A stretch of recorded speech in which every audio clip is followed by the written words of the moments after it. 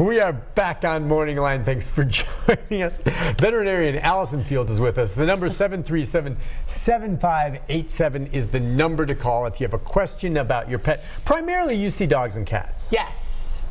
Beyond that? We don't really see any exotics. Okay. It's kind of a subspecialty, and people who have been doing that for a long time are very good at it, and so there's a lot of clinics around town that also do exotics. By the way, when Ann called in and talked about the emergency clinic she took, that's the one over there near 100 Oaks, is it not? Behind it's on Citgo Nashville Veterinary Specialist. That's a real specialized, right? Well, it's an emergency clinic 24/7. Okay. But they also have specialists there. So they have boarded surgeons, internal medicine specialists, cardiologists. So a clinic like yours, depending on a condition, could conceivably refer someone to that. Yeah. Yeah, we have two referral hospitals in the greater Nashville. We have NVS, Nashville Veterinary Specialists on Citgo, and then we also have Blue Pearl in Cool Springs. Both of those are the same thing, 24/7 emergency, as well as they have specialists there. Now, those specialists you have to get to through your veterinarian. Okay. You can't just call and make an appointment with the surgeon. You have to be referred by your veterinarian. So if there's something going on that your vet's like, yeah, I need to send you to somebody else, they make the referral and then you go to the specialist. Gotcha. All right. Talking about the different kinds, you don't see exotics, but for a while there, people had servals and these crossbreeds or wolf dogs, things like this. Do you ever see any of those anymore? It seems like the fad over the wolf German Shepherd hybrid has kind of faded a bit. It's kind of faded. There's, I think, a rescue somewhere, like a sanctuary for them, because all the ones that got given up. The problem for most people and most veterinarians is there's no studies about rabies vaccinations and wolves and how it would work and so that becomes a public health issue, and so it's not about the veterinarians not wanting to vaccinate your pet, it's about the state that you live in not recognizing a rabies vaccine that is designed for dogs and or cats being given to a wolf, and does it work? No studies have been done, and so they can't risk the public health of having an animal that may or may not be able to be vaccinated for rabies. So that's kind of one of the big things. And I think that legally, if it's more wolf than dog, veterinarians are not allowed. How do you know if it's more wolf than dog? Well, because the people come in and they say it's 98% wolf. And again, why would someone want a dog like that? Because it's cool. Just can't. It's a macho thing. We have a friend who has, its name is Diesel. The dog scares me. It's sweet, but you can just tell there's something kind of like you're sitting there and we talk about whether or not there's a sandwich on the plate next to you, and if your Diesel dog's would have it gone. Diesel, well, yeah, or he's looking at it and is like, if I want to, I'm taking it. There's not a darn thing you can do about it. I say, have at it, buddy. You know, it's just, hey, he's okay, but you just sense there's a certain, and maybe it's in my head, a certain degree of wildness or unpredictability that comes with it. And he's never hurt anyone. He's been around children as far as I can tell, but I would not have one. Right. I would not have one. Well, it's to each their own. Yes. But I think that a lot of that popularity has died down for a lot of reasons. A, they're giant. B, they eat a whole lot. They're very expensive. You can't get a vet to work on them, so maybe just by natural selection they've died off. Which is too bad for these animals too. Right. It's not fair to them. And the servals, I used to see the occasional serval when I worked in Hendersonville. We did that practice, did a whole lot of exotics, but I haven't seen one in a long time. Okay, I was just wondering. I hadn't either, so every once in a while you see one come through a shelter. All right, let's go to Becky. Becky, hi Becky. Hi. I have a question. I have 3 dogs, and one of them goes to the other dogs and just licks all over their face, like when they're laying down, and he'll lick their eyes, he'll lick their nose, he'll lick in their mouth, on their gums, on their teeth. And is that normal? Yeah. Should I continue to allow him to do it? Yeah, that's a submissive behavior. Okay. So your dog that's doing that more than likely is the low man on the totem pole, and he's just paying his dues.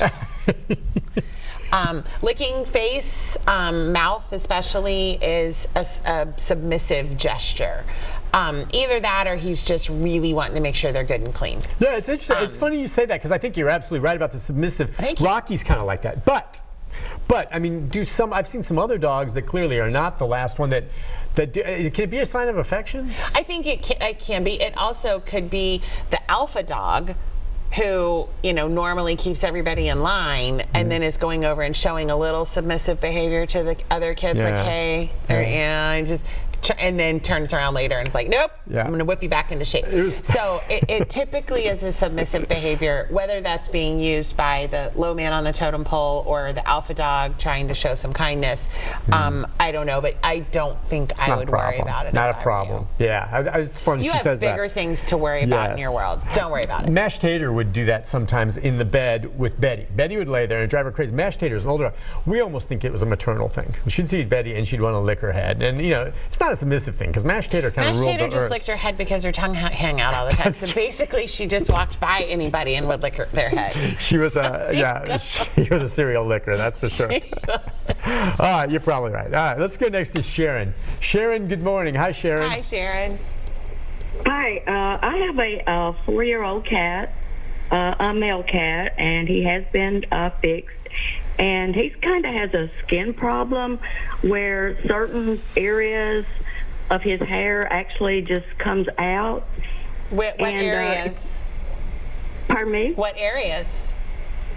One area is on his side, and it's only one side, and the other area is like underneath his tail, all the way up his tail. I've taken him to the vet. The vet says it is probably allergies. And sometimes they give him Megace, maybe give him that twice a week, and it does help, but I try to keep him off of that as much as I can because he eats a lot when I give him that. So that's terrible. What else could it be besides allergies, or could it be something in his environment? I think it probably is allergies. The question is we need to figure out what he's allergic to and try to take care of that instead of just giving medicines to cover up the symptoms. So I don't know if I'm familiar with the drug that you are giving. I'm thinking it's probably some kind of a steroid. And if it is, I would strongly suggest that you try to figure out what the allergy is to. If he's not on a good flea control, I would suggest a good flea control. I know that you probably don't see any fleas, but a cat that is allergic to fleas can have one flea, which they track down and eat, but they track it down. When they do that, they're still itchy, and they start doing these licking, and I don't think the hair's falling out. I think he's probably grooming himself, over grooming in those areas and grooming it away. So flea control is this first thing, and I would talk to your vet about a good flea control. Brevecto is a great one. It's a topical, and it lasts for 3 months. It's carried by your veterinarian. Be very careful with cats and the over-the-counter flea controls. We do see side effects from some of those, not all of them, but I can't tell you which ones. I would, if you're going to get things over the counter, stick with either the Advantage or the Frontline name brand ones, or talk to your vet.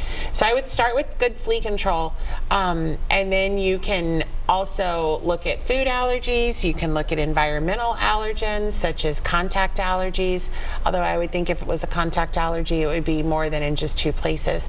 So if you need to, go get a second opinion. But I think that if what you're giving is a steroid, that does help with allergies, but it's not solving the problem. It's just putting a Band-Aid on top of it. And long-term steroid use in cats can cause diabetes, congestive heart failure. It can do a lot of things. So start trying to figure out what the allergen is, either with your vet or get a second opinion. All right, let's go next to Tommy. Tommy, good morning. Hi, Tommy. Morning, Tommy. Good morning.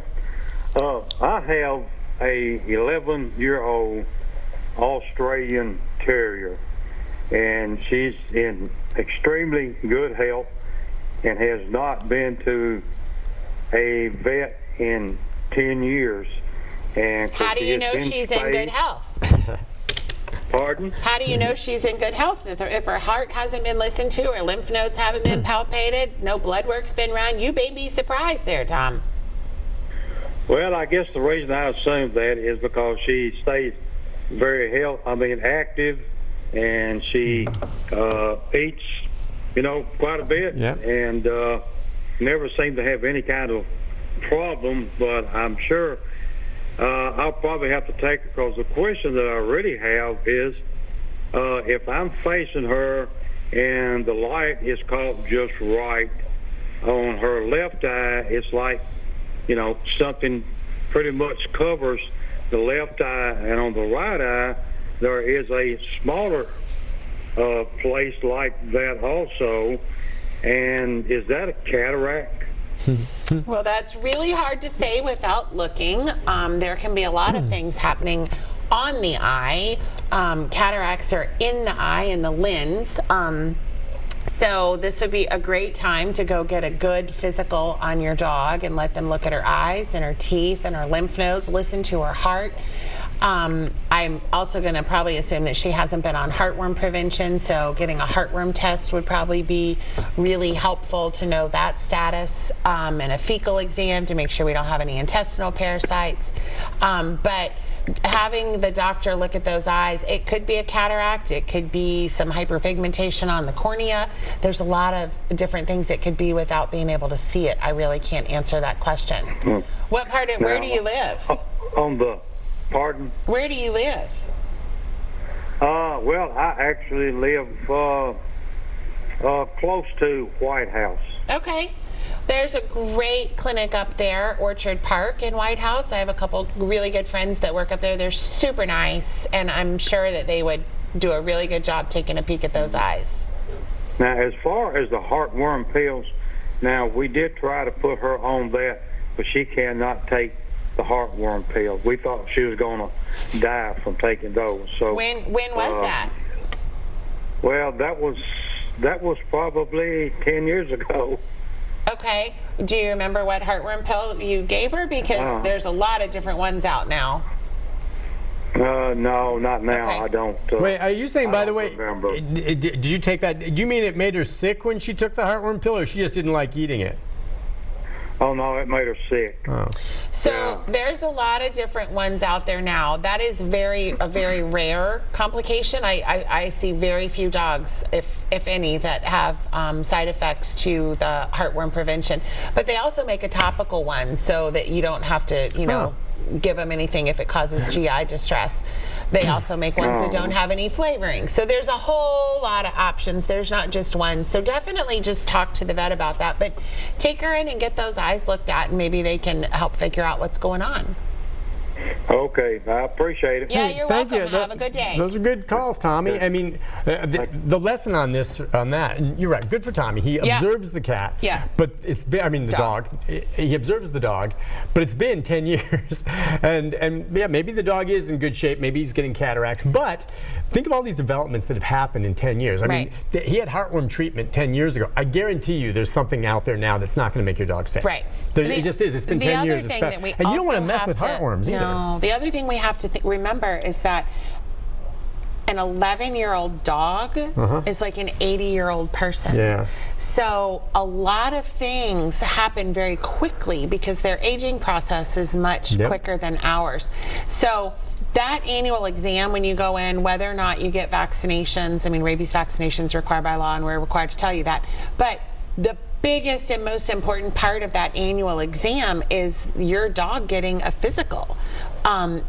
Getting everything looked at, getting those lymph nodes palpated, looking at all of this stuff, listening to the heart. Is there a change? And as they get older, annual blood work, because we can see what's happening with the kidneys, the liver, all of these organs that they may just keep bopping along and looking like everything's fine until all of a sudden they're not, and they're so bad on the inside.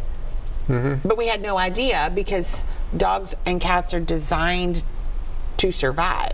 So if they act like something's bothering them, something bigger and badder comes along and eats them in the wild. And so cats especially are really good at that. They'll be on their deathbed. Like, you'll wake up one morning and your cat looks like it's dying, but yesterday it was fine. Yeah. Because they're like, I'm fine, don't eat me, I'm fine. And then all of a sudden they can't do it anymore. And so we have people bring cats in all the time, and they're like, I promise you she wasn't like this yesterday. And they think that we're going to judge them. And we're like, no, we understand. This is what cats do. Right. And dogs are good at it as well. So having an annual exam, and as they get older, you know, in an 11-year-old dog, I would say it's time to start having some annual blood work. Yep. Just to make sure everything's okay. Yeah, it's amazing the pain threshold some dogs can have, and you have no idea, and then you find out later, and then you feel really bad about it. So let's take a break. When we come back, final segment with Allison Fields. We'll take any more phone calls. We've got some good ones this morning. Yeah. 737-7587. Still waiting for that call about a venomous snake. We'll be back right after this. Keep him waiting.